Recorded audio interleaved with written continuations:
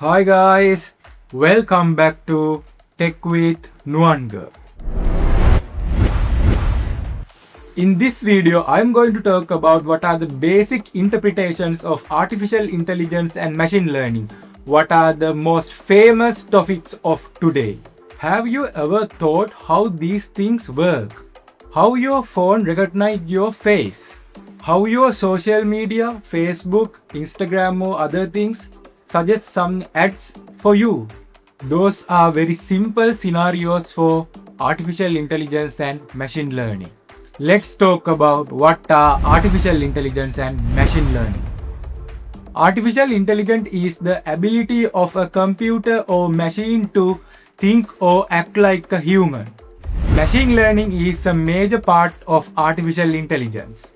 Machine learning is how computers or machines learning from data to discover patterns and make predictions. There are three machine learning techniques: supervised learning, unsupervised learning, and reinforcement learning. I'm going to explain one by one in my next videos.